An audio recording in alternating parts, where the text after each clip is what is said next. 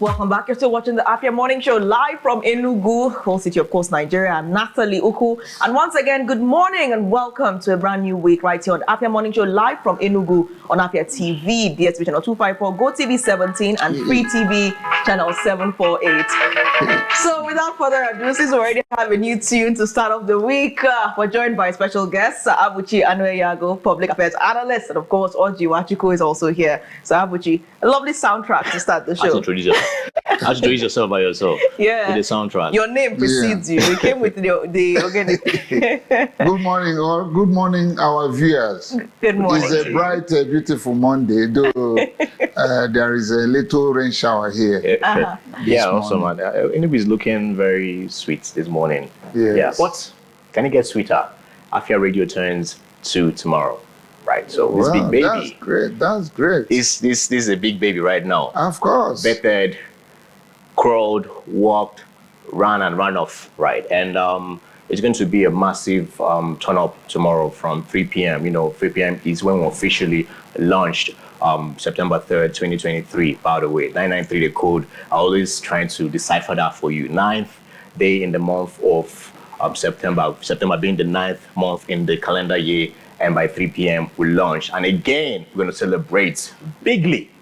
Right. Natalie, I don't know why you're not involving yourself in this conversation. I am. I mean, it's just radio. I mean, that is, many of you don't even know that Oji is actually the head of radio. He's actually a radio manager. So he's just here, you know, always representing radio. You don't even know, Afia Radio has always been here, being carried along on the morning show. So it's a great one. And big congratulations to you as well. Much, yeah. And congratulations to Afia Radio, as Afia Radio turned 2 officially at 3 p.m. tomorrow, the 9th of September, 2025. So Abuchi, I know you've heard the waves of Afia Radio, haven't you? Of course. And so Afia is a September baby. Yeah. Ember. What did they say about September babies? Quite good. I have one in my house. Oh. Yeah. So and she happens to be the first one. Wow, that's great. Yeah. So September is a very good month, and we congratulate Afia TV for turning 2. It's Afia not Radio. Afia Radio. Yeah. Afia Radio for turning 2. It's not easy. It's not an easy thing for anybody to count 1, 2, and you count 365 days in a year. It's not an easy thing. So we congratulate Afia Radio for getting up to 2 years, and we still counting. Right. We will say still counting. All right. So, continue, what are the plans for this special anniversary? Well, yes, as usual, always unleash things during our anniversary. By the way, last one was the website and a couple of other stuff. Yes, we're live on the website right there, afia993.com. You listen live wherever you are in Nigeria, by the way. So that's part of what we normally do on Unleash. So we're going to be unleashing new programs, free, solid programs. What I'm excited about is the Rangers on radio. You know, we have to represent our people, the flying antelopes, because they are us and we are them, by the way. And the Femme Show and the Boys Quarters, something that is going to be a simulcast, by the way, from radio to TV, somewhat like a podcast, by the way. And after that, well, tomorrow is going to be a rave. From 3 p.m. to 6 p.m. simulcast radio to TV, and all the dignitaries and our listeners, fans are going to come around, give them that exclusive experience of our state-of-the-art studio and have conversation with our celebrity OAPs, right? And also from 6 p.m. upwards, it's going to be a rave. A party never had before in Enugu State, live on radio with DJ Youngest, about the DJ ever in Enugu, and the Goats of Hype. Yeah, MC Lord L is going to be there doing this thing too with DJ Youngest. So it's all about fun. It's all about trying to also tell Enugu thank you for, you know, acknowledging and carrying this baby and pronouncing it as your own. Because we never, ever, ever did any promotion outside. It was word of the mouth. You know, told somebody and somebody told somebody, and that's how Afia Radio became #1. And we're not just going to stop there, because getting to the top is one thing, but maintaining that place, that pedestal is another thing. And every day we're strategically working and make sure that we keep our listeners tight and stay tuned to our station and gain more listeners. So please do all to enjoy us and join us to, you know, celebrate our 2-year anniversary tomorrow 3 p.m. Don't miss it. All right. I mean, I want to know who will be hosting the telecast. Which of the OAPs Okay, will be so hosting? all the OAPs are going to be hosting, by the way, from 3 p.m. to 4 p.m. to 4 p.m. to 5 p.m. to 5 to 6 p.m. and 6 p.m. up until whenever Mama calls, by the way. That's going to be Choco and DJ Young Guest and MC Lord L. From 3 p.m. to 4 p.m., you'll be experiencing OAPs such as Light, who made weekend radio buzzing in Enugu State, never, ever done before. And if Nanzi too, the market became. And also, we're going to be having Alex Obodo and Sisi the Rabbi on that lineup too, right? So Choco then after, picks up by 6 p.m. Kosi, all of us are going to come around. Emily and Sibel and Tony, all the radio team. And also, you. It's all about our celebration. We call Afia Radio. Our slogan is the people's radio. So it's your radio, by the way. It's not just us. You are us, and we are you. All right. Big congratulations once again to Afia Radio 99.3 FM, and do well to stay tuned for that simulcast tomorrow, 3 p.m. to 6 p.m.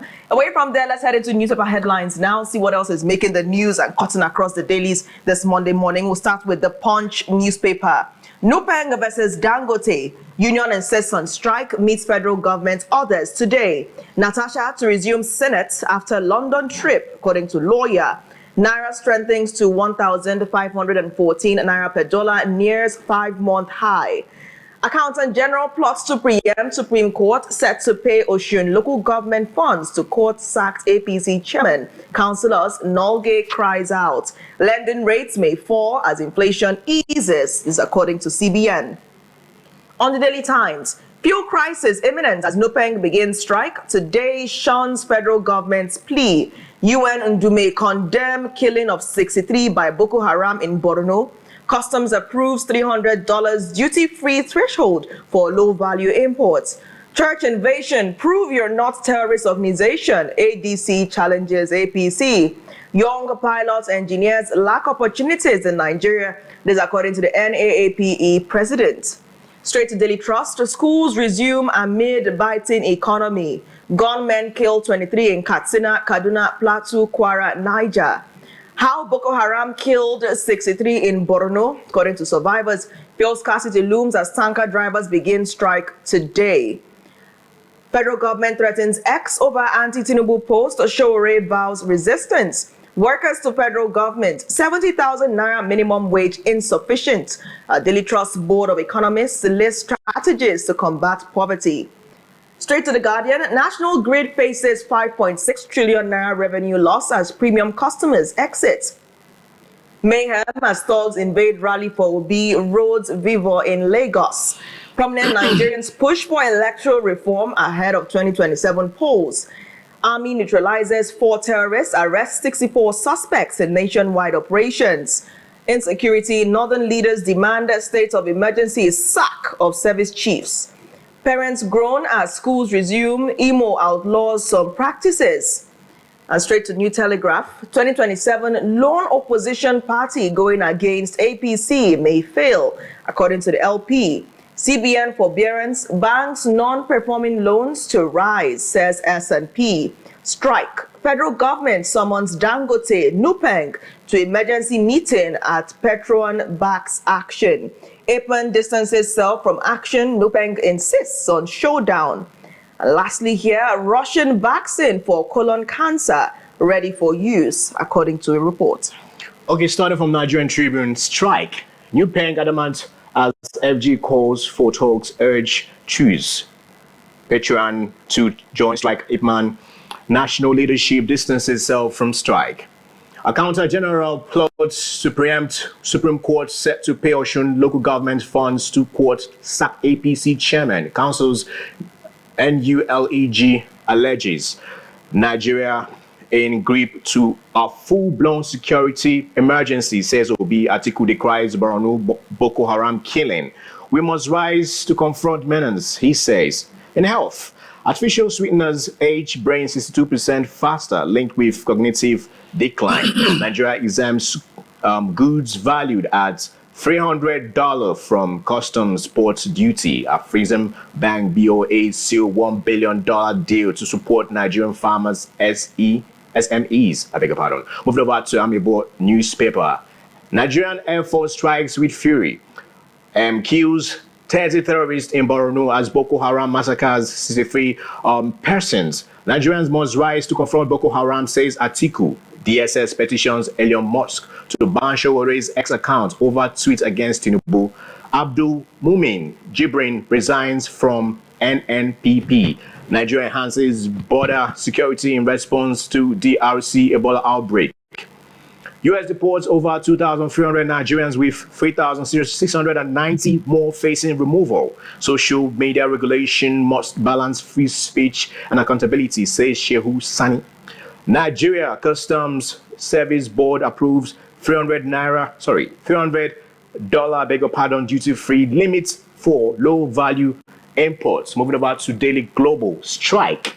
FG summons Dangote NUPENG to emergency meeting. Edo kidnapping goes violent. 9 dead. Troops of 6th Brigade Nigerian Army recover arms cake in Wukari, Taraba State. U.S. visa policy now requires interviews in country of residence. NDLEA smashes drug cartel, arrests 3 kingpins, seizes 5.3 billion naira Australian-bound cocaine. Fubara's support base wanes ahead of 10-day return. Traditional rulers key to peace progress, says Tinubu. Jonathan opens up on eligibility to run again. I am unstoppable. Customs approved $300 duty-free threshold for imports. Moving over to The Nation. Troops hit terrorists in nationwide crackdown. Bandits commander orders killed. Woman terror suspect arrested. Victims rescued. While Lagos, Abuja top destinations for FDI.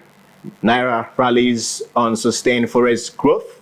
Nigeria acquires 6 Boeing 738-800 aircraft. Blackout enters 2 weeks in part of Benin. Annex recognition of Gabam-led ESCO throws SDP into confusion. I'm moving over to the last one right here.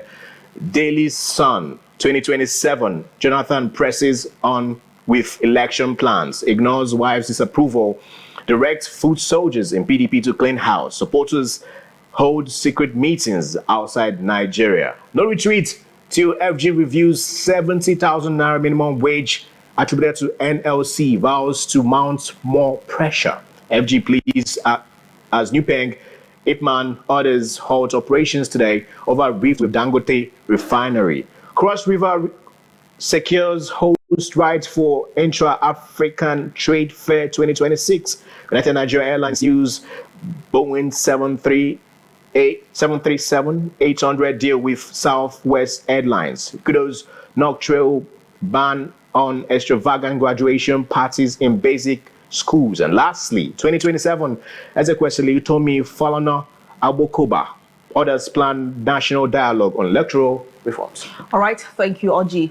Now, the biggest news in Nigeria today involves the strike that is expected to commence today by NUPENG due to its accusation against Dangote for anti-union policies. Remember that Dangote plans to bring in some CNG trucks and is going to make drivers to sign some kind of agreement that would stop them from joining any union whatsoever. Now, NUPENG believes that this is anti-union and this is anti-rights for them to join association, freedom of association, which is guaranteed by the Constitution. So this is among the reasons that NUPENG wants to go on strike. This could lead to fuel scarcity. Fears are rising. Probably we'll have more queues at filling stations. What's your take on the planned intervention by the federal government? Would it work? Natalie, this country is, I keep saying it, is amazing. And I think Nigeria might be a metaphor of the Catholic doctrine of hell. I know why I'm saying this. Yes, Nigeria could be that hell in parentheses, because people like suffering. People like suffering, and they don't mind. They don't mind the consequences of untoward difficulties being unleashed onto others, provided that their interest is achieved or accomplished. Otherwise, is there no other way both NUPENG and the management of Dangote refineries. Is there no other way that they can get about this issue and resolve it amicably without causing untoward hardship, difficulties to Nigerians? Do you know what it means, Natalie and Oji? What it means for NUPENG to go on strike even for 30 minutes in Nigeria? You know what will be the consequences? Of course, the petrol marketers or petrol sellers will take advantage of it because it has happened here in Enugu sometime. Think either earlier this year or sometime last year rather, when there was this rumor. It was just a rumor that there was going to be a strike and things like that. The next thing, I was going to Obudade to take my daughter to NYC orientation camp. I bought petrol, 1,000. By then, petrol had not gone up to 900 naira, but petrol was still sold at, I think, about 600 naira or something like that, or 800 naira within that neighborhood. But these people took the price of petrol that morning, that early morning, to 1,200 naira, just because of rumor. So the same thing might be happening today with this rumor. The strike has not taken place, but for the mere fact that these people have said we are going on national strike for this and that, you see what will happen, and you will see what becomes the fate of Nigerian motorists today. It's wrong. Whatever is the differences between them and the Dangote. Dangote is an organized business, and there is a law that says in any establishment where you have about a certain number of employees, that there must be union. They must. It is labor law. It is an international law. So Dangote should not go contrary to it. And if Dangote goes contrary to it, it is in Nigeria that it is said that when you feel aggrieved, do you approach the courts or you approach the appropriate authorities? So knowing the consequences of what would happen if they embark on nationwide industrial action, why wouldn't NUPENG explore some other means, like even taking the matter to International Labour Organization against Dangote? And why should Dangote not allow them? So which means Dangote already has a predetermined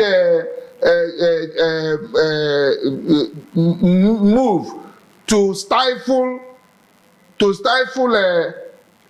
free, should I say, free employee interaction in that organization. And it is wrong. Yeah. It is wrong. So both sides, Dangote and the NUPENG, I don't agree with them on this particular issue of embarking on nationwide strike. Dangote should allow the workers, should allow the employees there. Okay. Yeah. He should allow them to freely associate as provided by law under the International Labour Organization. Okay, we'll continue with your thought. Let's go for a quick breather and take a commercial break. We'll be right back. Welcome back. This is the Afia Morning Show, broadcasting live on DSTV 254, Go TV channel 17, and Free TV 748. Yes, we've been analyzing the dailies this morning with Sir Abuchi, and we're talking about Dangote NUPENG and the issues about the strike. But I want to ask you this question: is Dangote the government?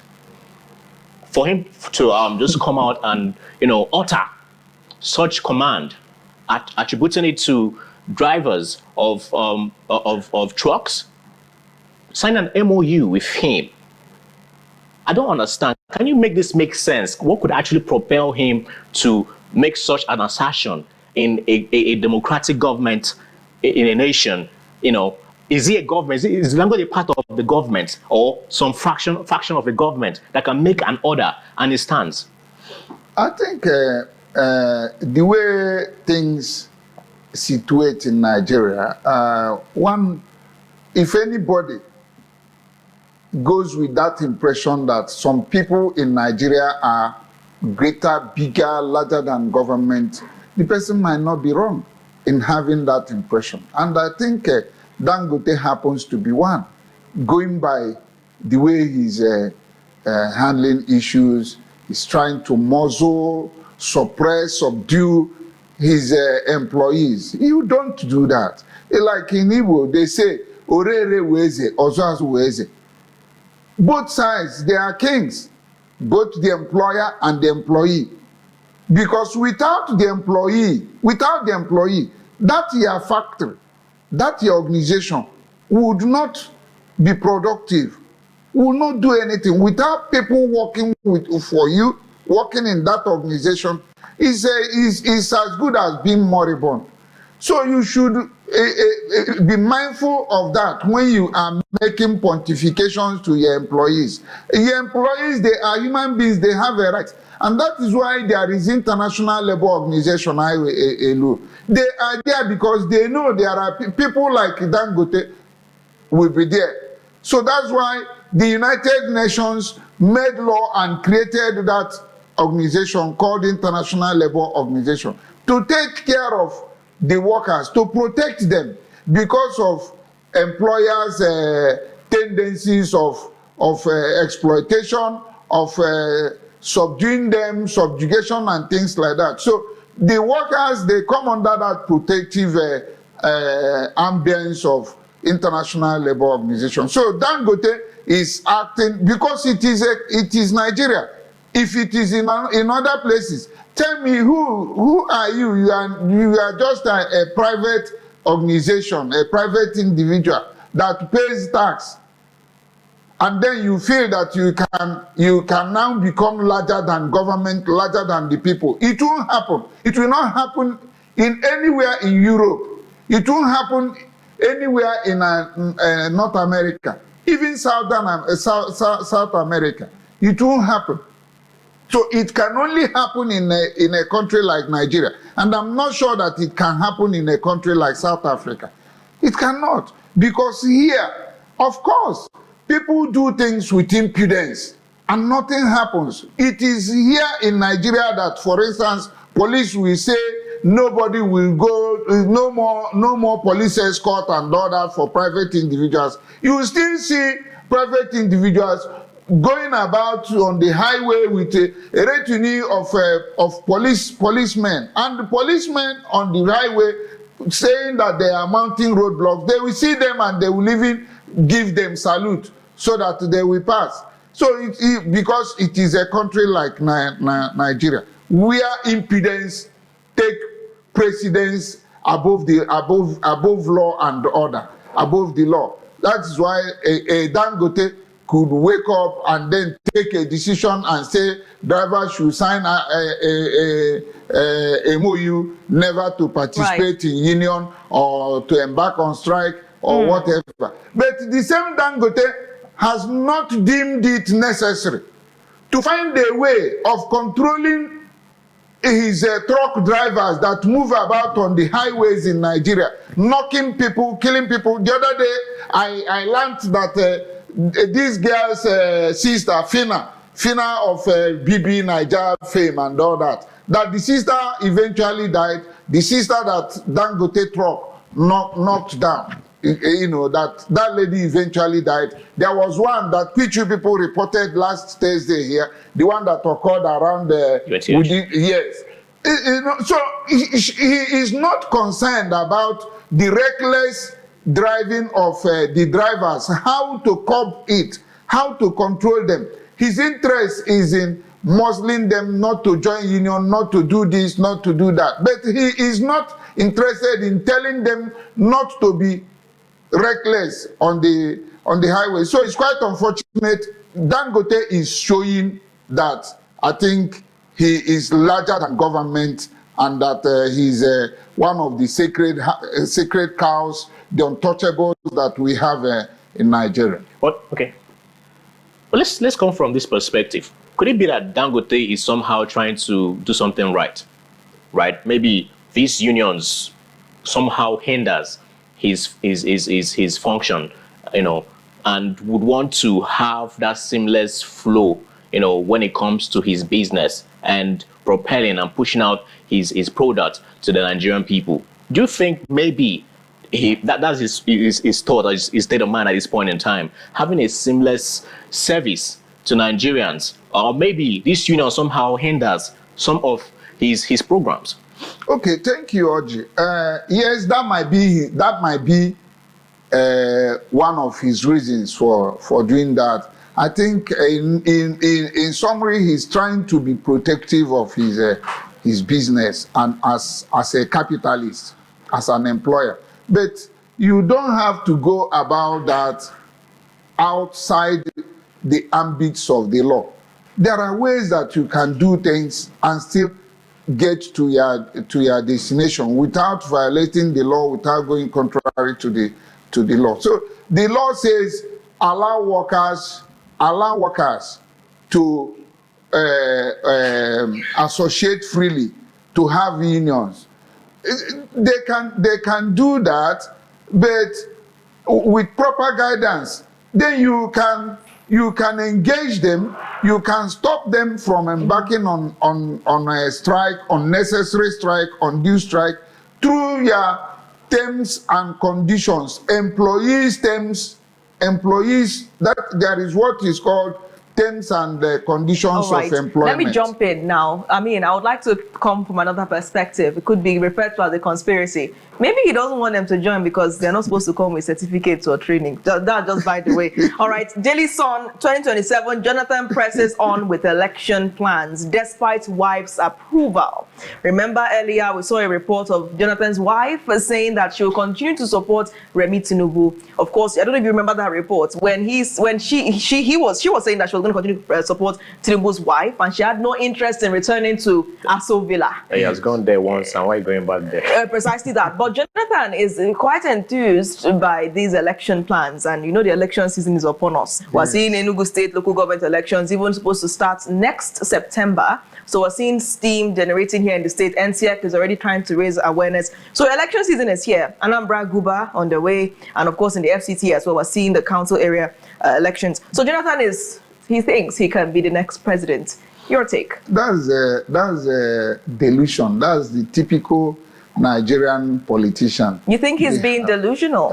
Of course, it's part of the game. It might work out for him in the end, but you know, in Nigeria, you as an individual, people will lure you out with all manner of things. They will say so many things to you to convince you to come out, and they will even give you the impression of this Ojebego syndrome.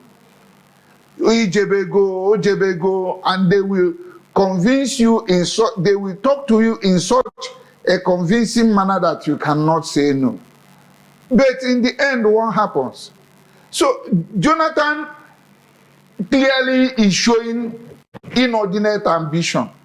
No matter the kind of posturing that he's putting up, maybe innocent looks posturing and things like that. But he's showing that he is a typical Nigerian politician without character, without strength of character, and without honor, if one may say, because they will tell you one thing in the morning by 9 a.m. By 9:15, they are saying a different thing. He did mention that. I remember he said that at an event, but that the person who was celebrating, one Mike, was the only person that he said would never renege on an agreement. He said that of all the politicians, that this man who he attended his ceremony was the only exception. And that raised brows and wagged tongues for many, because they felt that, okay, so we agreed with you when you said that politicians can betray, they are liars, some of them. But he said there was one exception, and lots of Nigerians said, oh, okay, we're making sense up until this moment. I mean, so it's still in line with what you're saying. Jonathan, do you think if he contests that he's going to win the next election? That is a different ball game. I am not the Nigerian electorate. It is the Nigerian electorate, and it is INEC too. Because when you are talking about winning election, there are so many variables, so many factors, indices that come into play. Whether you like it or not, you must recognize the INEC factor, the umpires factor, deciding on who to declare the winner at the end of every election. then you must put into consideration the judiciary factor too, to whom they would like to give judgment in one way or the other as the winner of the election, the actual winner of the election. So apart from the electorate, the electorate factor, you consider the INEC factor, election declaration factor, you consider the judiciary pronouncement and things like that. So, but Jonathan, he's a typical Nigerian politician. They are insatiable.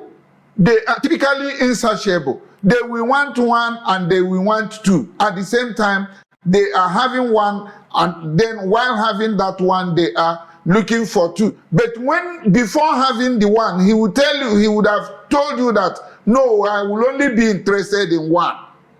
And when he gets there, the next thing you see, they begin to formulate all manner of reasons to justify his intention to have two, and even his intention to have three, if he succeeds in having two. So,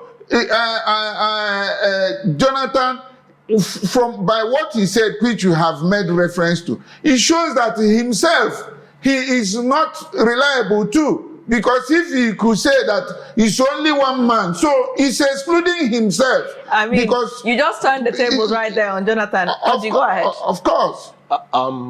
Well, my colleague devil's advocates right now. Do you think Jonathan is a plot? Someone is plotting to disenfranchise some other politician, you know, because PDP, as we heard from the grapevine, right, could be trying to poach Peter Obi, which we know Wike is against, by the way. And also Wike is against and Goodluck Jonathan. I'm not sure how many people are concerned about who Wike is against in the country right now. But at this point in time, Wike is like the PDP, you know, because the PDP makes assertion, he makes his, and it seems that his stands, right? But my question is, do you think Jonathan is a plot to disenfranchise, disorganize the forthcoming election? And all this are targeted to the person, the people want to give their mandate, Peter Obi. Or do they think that perhaps Jonathan is the only one they can say for sure they can trust, would only serve one term in the office? The thing is a mind game.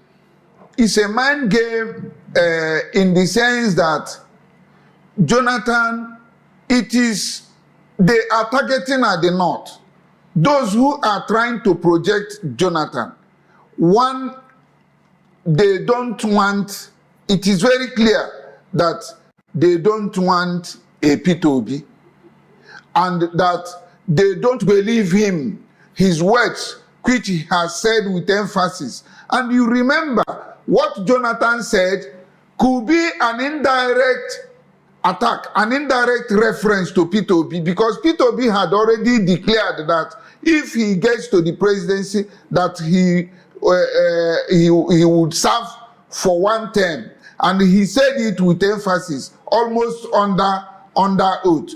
But here is Jonathan, who is a Peter Obi's friend, saying to the contrary, telling Nigerians, because he's indirectly, when he said it's only one man, he has said that himself should not be trusted, you know, with his words, and any other person, including Peter Obi, because he has singled out one man. So that allusion, if one may say, which Jonathan, credited to Jonathan, was against Peter Obi. So he sees himself now as the beautiful bride, going by constitutional provision of not having more than two terms. So he sees, just like Fayose did. Fayose first went out, came back, and then had another term and left. The same thing was applicable to somebody like, I think, Kwankwaso or Shekara, I can't remember, but there was a particular governor of Kano State that had a similar goal at the governorship position of Kano State. So they feel those who are projecting Jonathan might be some elements from the north who now feel that come rain, come shine, if Jonathan becomes president, he will not go beyond he would not go beyond term? a term, because the constitution would bar him from going for another term. But they forget that as a human being, nothing stops Jonathan from going into office and doing all manner of biddings to get even the National Assembly to change the constitution to give room for third term, because it is possible in Nigeria. So those who are projecting him, they should be mindful of that, because he has told you that you don't trust any politician except one man, including himself. So you don't trust him that he will go there and keep to that and respect that constitutional position. Let's shift away from politics now and talk about the future of our children. So schools resume amid biting economy. Many schools are going to set the ball rolling today. And the parents are raising concern about the cost of the economy, textbooks, the school fees, the feeding. NUPENG is biting. Transportation. NUPENG is about to go on strike, right? So, I mean, I know you would love to speak to this subject. Schools resume today amid biting economy. Yeah, it's a serious matter. So many parents, so many people are complaining. I have seen so many podcasts and all these social media stuff, being circulated here and there, still touching on the issue of difficulties for parents in taking their children to school. There was one I came across last night that was advising parents to, if you know that your finances can no longer carry the expenditure of taking your child to the place where he had been, you can now make a change and take your child to another school. So it's quite serious. It's a serious matter. And from the look of things, Natalie and Dodgy, you can see that even the governments of the day, whether it's local government, state government, or federal government,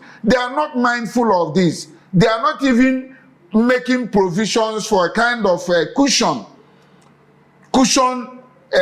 effect to take care of this situation, a situation where some parents might find it difficult even to send their children to public schools. To those public schools that are regarded as low profile and things like that, you still find some parents that will find it difficult to send their children to school. That's you right. still find it difficult. You still find parents who will find it difficult to pay for WAEC fees for their children. All right, Oji. Say, let me get your reaction to this. I've been born newspaper. DSS petitions Elon Musk to ban Showere's X account over tweet against Tinubu. So I'll read a tweet, by the way. And regarding the Brazilian visit by our president, so where he stated that corruption has ended in Nigeria. So Showere went on Twitter, or X, by the way, and tweeted, this criminal was talking to our president, actually went to Brazil to state that there is no more corruption under his regime in Nigeria. What audacity to lie shamelessly. So DSS took to X and put out a communique, addressing it to X, by the way, Elon Musk, the owner, to pull down Showere's account. My question is, was this a right call for an institution that big, respected, right? Was that the right channel? Are there no other means or ways to, treat this issue than this show of shame, as everybody called it out? It's a show of shame. It's a national show of shame. They are acting like they are now dictating to Elon Musk to the way to go about his business. Showore is an individual. Showore is a Nigerian citizen. If you feel aggrieved with what he said, why not take Showore to court? The courts are there. Let Showore come and explain, his outburst, his statement, and perhaps he's calling somebody names as criminal and things like that. So the appropriate places to go, the judiciary is there for them to approach the courts to address the issue, whatever is their grievances. So going to Elon Musk is just making an overreach, and it's wrong. It puts Nigeria in a bad image. Haven't heard about the current dilemma between NUPENG and DANGOTE. Federal government is trying to intervene through the Ministry of Labour and Employment. What are you doing from this program? What's the first thing you're going to do once you leave the set? Natalie, because I would say I managed to come here this morning in the hope that after leaving this place, I will now go to any of the filling stations to get some fuel into my car so that I'll be able to go to my normal businesses or activities for the day. But from what we have discussed here now, I will still make a trial depending on what will now be the price. Because I'm sure we are going to witness, if you go to any petrol station now, you will see Spike. yes, a hike of petrol pump price. It's quite unfortunate. That's right. All right. Thank you, Sir Abuchi, for joining the show this morning. And we wish you a stress-free morning, even though it sounds sarcastic. But don't worry. If it gets so bad, just call us for just a phone call away. And we'll come cover you, probably fighting for the, for the fuel tank. It's all good, yeah. All right. We'll go on a quick break now. When the morning show returns, we're going to trip around the region, find out how far Abia State has gone in preparation for the forthcoming Para Badminton Championships. The morning show returns in seconds. Stay tuned.